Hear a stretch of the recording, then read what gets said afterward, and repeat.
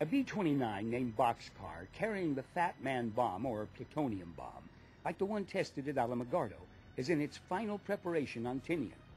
Its casing gets a layer of personal graffiti. One of the messages, scrawled in crayon, salutes the lost crew of the USS Indianapolis.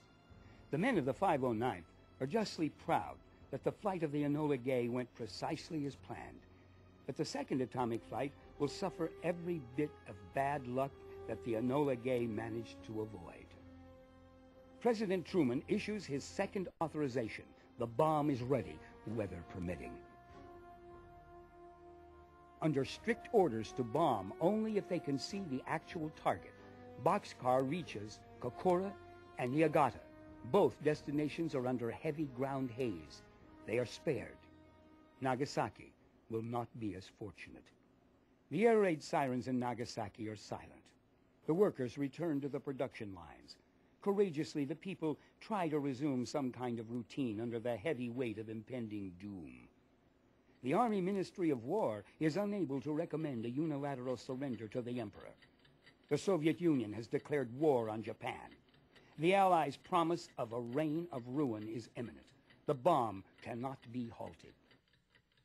For 45 seconds, the second atomic bomb falls to Earth.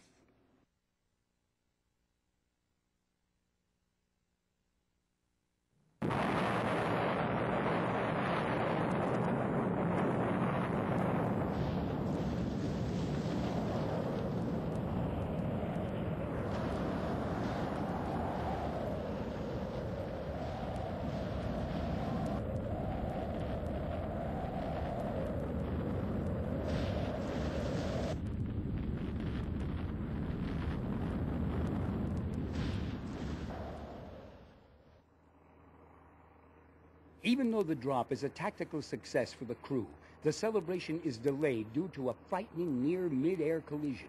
The two planes, Boxcar and Great Artiste, suffer a harrowing near miss of the burgeoning mushroom cloud before heading for the closest island, Okinawa, a 2-hour trip with a dwindling supply of fuel. Boxcar and the Great Artiste finally reach Okinawa, but the jinx still holds. Boxcar's pilot, Captain Charles Sweeney, transmits a mayday, but it mysteriously fails to reach the radio tower. Calling on all his skill, Sweeney unexpectedly touches down and barrels through a traffic pattern at 150 miles an hour, barely avoiding two parked B-24s.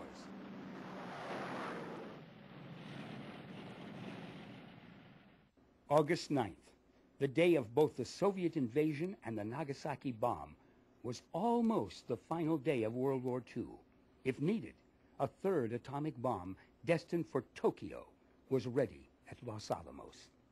Japan's decision to surrender is still bound in the rigid rules of imperial etiquette, but stronger voices prevail, and for the first time, the emperor has to exalt his supreme authority in imperial conference. The diminutive Emperor Hirohito, who keeps a portrait of Abraham Lincoln in his study, issues his first voice communication, a radio address to the Japanese people.